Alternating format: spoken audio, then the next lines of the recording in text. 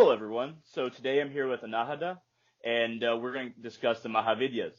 It is not a topic or reference that I'm especially familiar with, so she is actually going to help me out with explaining some of these things. So, Anahada, would you like to go ahead and basically describe what the Mahavidyas are? Yeah, I'll do that. So I think before we get into understanding who the Mahavidyas are, we should understand what the word itself means. Because the Mahavidyas are a rather interesting group of goddesses and a kind of infinite, and we'd really be here for lifetimes if we went really deep into it. Hmm. So as with all things, let's just get into the name itself. So the word Mahavidya is made up of two words, Maha meaning great or supreme, and Vidya, which translates to knowledge or wisdom. My favorite translation, which is a more non-literal translation, means illumination. And so if you put Maha and Vidya together, the Mahavidya simply, they are the essence of the greatest or the highest wisdom or the greatest illumination, right? And this is the first clue in understanding who the Mahavidyas are as a group of goddesses.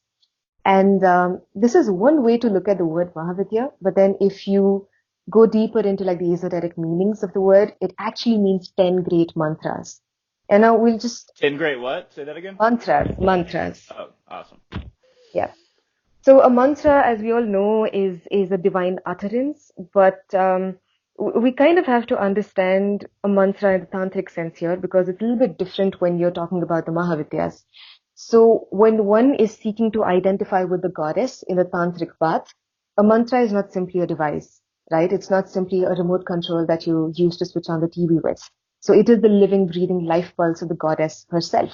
So, So it is the frequency that it is the frequency of the goddess that you're tuning into, no matter which Mahavidya it is, by using her individual mantra. absolutely correct.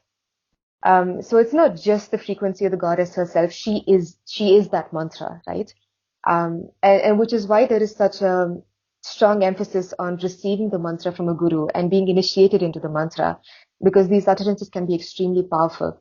And if you could look at it this way, it's kind of like the goddess is inert unless you speak her into being. And so a mantra is basically the animating essence of the deity, right? And so when you're referring to male deities, you use the word mantra, and you use the word vidya when you're referring to female deities, right? So this is Hmm. one way of looking at this, but not the only way. I would say it's a very narrow conception of what a mantra truly is. But when you're trying to understand what the word Mahavidya means, this is a good way to understand that, That right? makes sense. So is there a way to name these goddesses without using the mantra, and maybe you could name a couple to a few or Yeah, so? yeah. So the primary Mahavidya, as we all know, is Kalima. And then you have Tara and Lalita Tripura Sundari, who goes by many names, but that's the common name that we use for her. And there is Chinnamasta, who is the self-decapitating goddess. Dhumavati. I actually do know about Chinnamasta. I don't know about the other two besides Kalima that you mentioned. Uh-huh. Yeah, Chinnamasta is great. She's badass, dude. Hmm. She is, She seems very Kalima-like. I mean, she seems very, very, very. very similar. Yeah. Yeah, and I think I'll answer that question when we get deeper into this because they are, in a sense, all emanations of Kalima. They're all avatars of Kalima.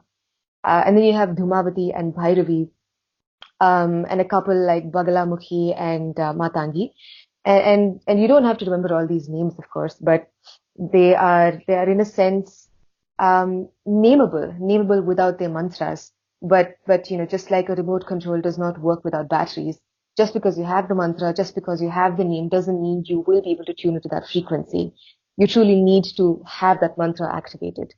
So if you don't get initiated by a guru and you use these mantras, will Mhm. they still work, or do you think you really have to have a guide along these things or maybe they'll work, but not like you want them to? Maybe they'll work in a bad way.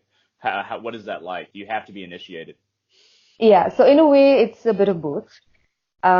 If you're not initiated into the Mahavidya mantras because they are Mahavidyas, it could go really ugly really fast. Hmm. But on the other hand, you can use the mantras to meditate upon the goddesses themselves, but you won't get anywhere in terms of ritual applications, right? So as dhyana mantras, as meditative mantras, they work fantastically. But then if you want to manifest like actual things into the real world, you're not going to work because you need to receive that mantra from a guru. He needs to speak it to you, and you need to be initiated in the presence of the goddess herself. Yeah. So you were initiated in the presence of the goddess herself. No, I wasn't. Oh, okay. Yeah. So you haven't been initiated basically along these lines? No, I haven't. And the reason for that is that I don't think I am ready yet for the Mahavidyas. And I'll explain to you why later. But you essentially require lifetimes and lifetimes of preparation to be able to do that sort of stuff. And if you're not mentally, physically, spiritually ready, I would advise none of you to actually approach the Mahavidyas themselves, because to understand them takes lifetimes, right? And they can be very, very fierce, terrible deities to work with, kind of like the Aramanic current. So you really need to understand like what you're getting into, and what you're asking for. That makes Yeah. sense. So you do have to have, so when you have lifetimes of experience in Mhm. preparing for this, would you say that somebody who is truly ready for it will remember their past lives and the experiences they had to ready themselves for this? Or is it something that a guru has to basically make you remember and then you're like, okay, I am ready. So what is is it immediate recall that's required, or is it the guru bringing forth that recalling from you in order for you to be ready? Again, I think it's a bit of both. I don't think any one factor plays into it majorly. I think when you have lifetimes of preparation, the fact that we are talking about the Mahavidyas itself possibly means that we've had lifetimes of preparation in terms of them, right? Because technically, you won't be worthy to even speak their names if you haven't had some sort of contact with them. Hmm. Um, on the other hand, you having a guru makes all the difference, because no matter how spiritually adept you are, and no matter how much spiritual knowledge you have, it comes with spiritual baggage as well. And so a guru sort of like refines that baggage and makes sure that you have a focused path. And if you get into some spiritual bullshit, he can save you from it. That makes sense. So, I think I like Yogananda saying where he said, an initiate's enlightenment or reaching moksha is 25% the initiate's effort, 25% the guru's effort, and 50% God's effort. Oh, that's So, beautiful. Yeah. I mean, it does seem like the guru is a definite part of that. And do you get the sense that these goddesses can be, even if they're not manifested literally with a mantra, if somebody's not ready for that part of it, do you think they can be communicated with on through other ways, like Absolutely. through like bhakti or something like that? Yeah, absolutely. So the one super thing about Mahavidyas is that they can be approached from any path. So you don't have to be like a blood drinking, I don't know, corpse meditating like tantric practitioner to approach the Mahavidyas, right? Just like Kalima can be approached from the left, right, front, center, whichever path you're on, the Mahavidyas can also be approached in that way. And so it's very possible to make contact with them, but you might only be able to make contact with a certain facet of theirs that's not so terrible, that's not so. Be tapping into something for sure. I imagine for a lot of people, if they were to come into contact with the grander form of a goddess, like it would probably burn their spine up. Like to without the preparation, that level of experience might make them go insane or burn their spine up because they weren't ready for that amount of energy. So I guess that's why it requires training and initiation, because if you're not ready for it, I remember hearing this one story of Yogananda told Swami Kriyananda about. He said that this one man, without being initiated, he uh, he basically had Shakti riding around with him in his head. He had manifested her really well, but it went bad for him, and he started. It only works if she's not hungry, and he didn't know how to make her not hungry. So he constantly had the urge to smoke weed and drink, and she would basically command him to do all these different things because his body wasn't ready for that energy. Actually turned the experience actually turned on its head and became a very negative experience that somebody actually had to help him with later on.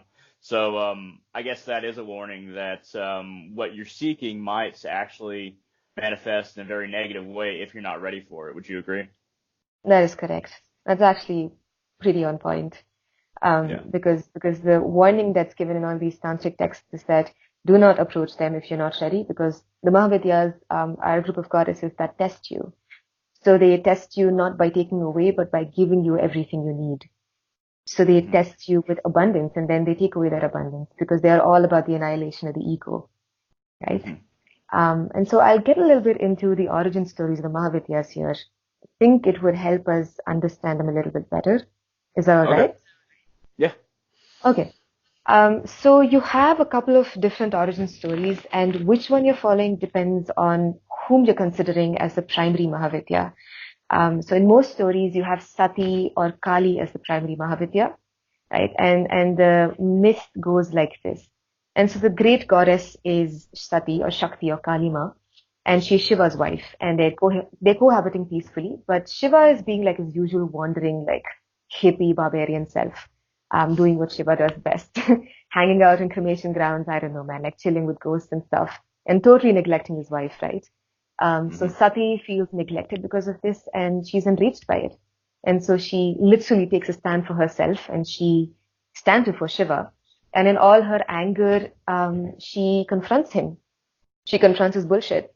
And in this myth, she is described as having red skin and her hair is wild and her eyes are flaming. And she has like this brilliance of a million suns that, comes forth from the darkness to shatter it, right? To literally shatter Shiva's ignorance. And Sounds a lot like Kalima.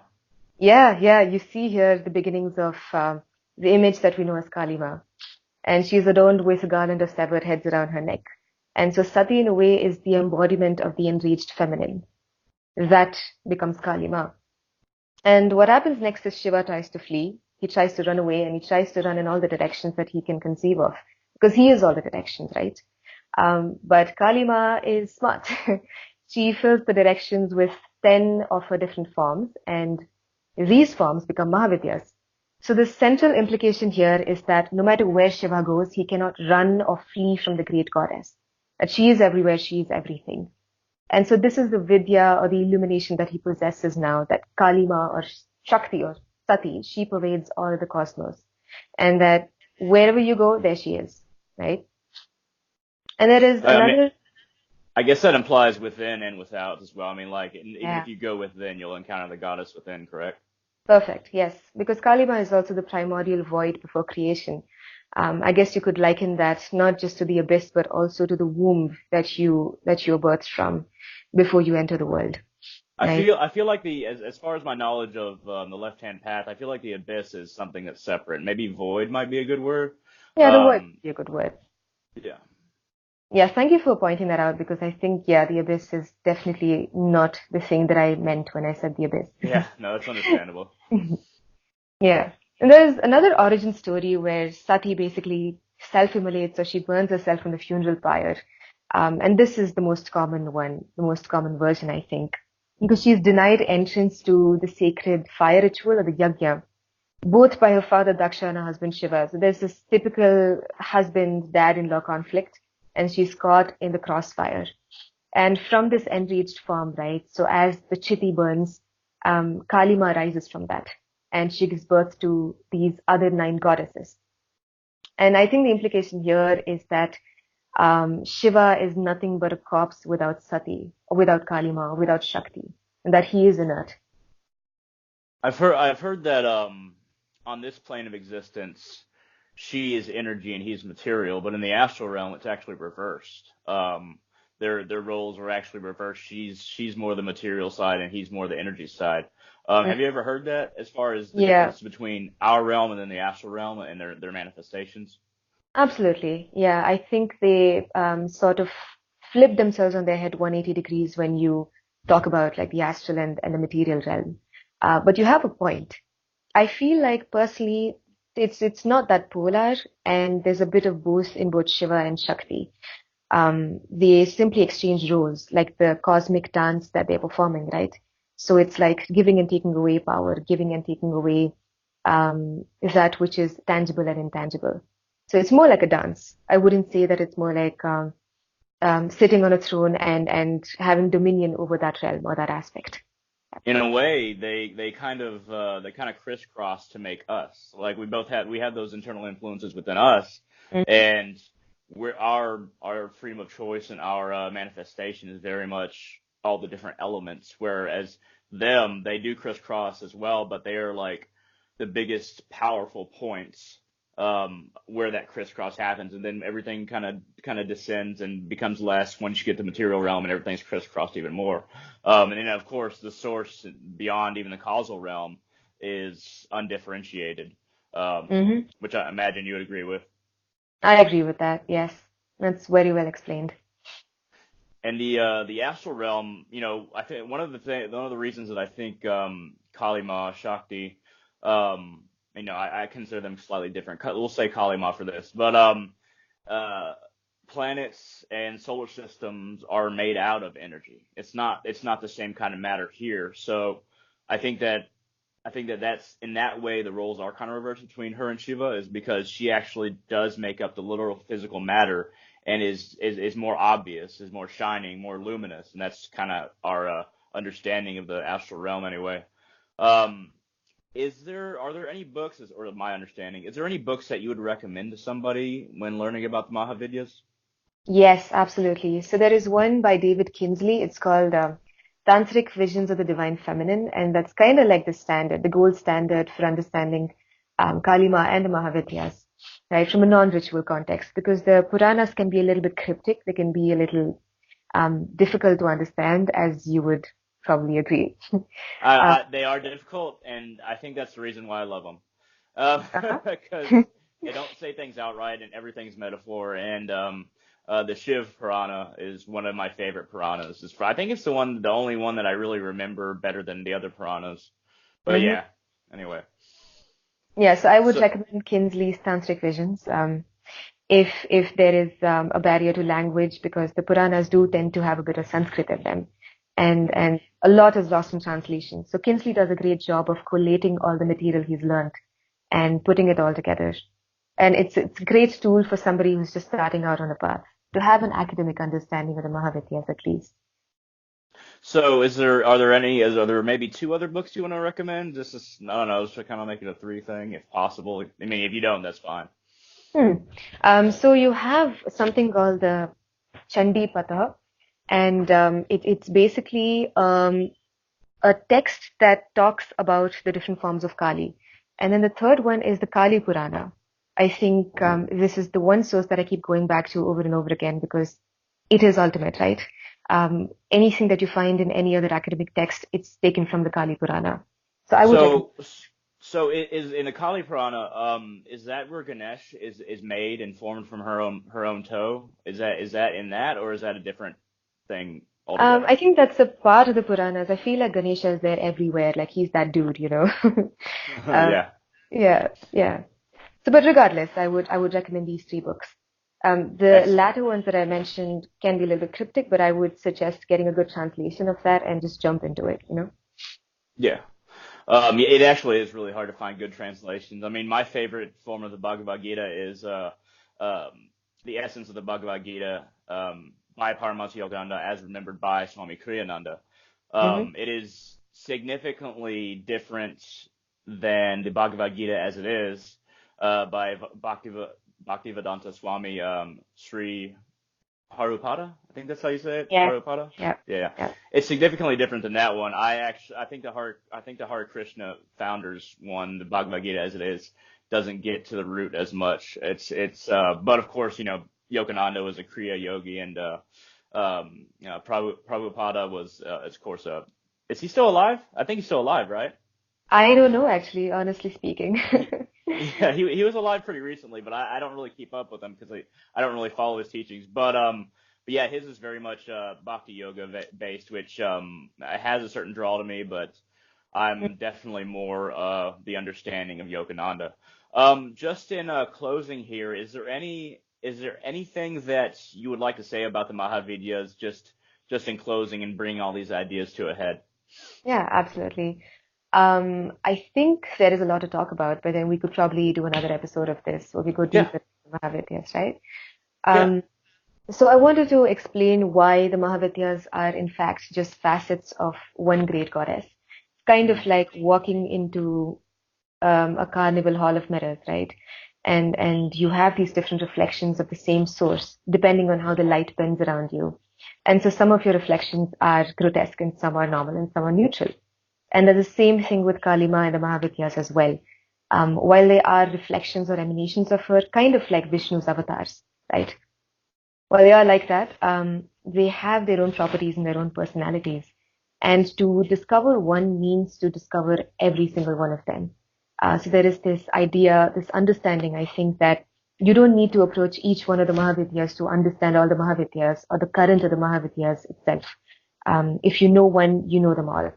And whether you realize it Excellent. or not, whether you realize it or not, they will reveal themselves to you. It's just that you haven't said hello to them. That's it. Yeah. Oh, I really thank you for that. I'm sure we'll do more videos on this topic in the future. Anybody at home who's watching, feel free to shoot down comments in the comment section below on YouTube. Ask any questions. Maybe we'll check them out. I'll definitely check them out. And if you enjoyed this episode, hit that like button down there and look for more of my work with her. Say your name one more time because I swear I keep on, I cannot say it It, right. that's fine. I understand. It's Anahata. There we go. Yeah, Well, you will see her in the future, I'm sure, and I hope all of you have a wonderful day. absolutely.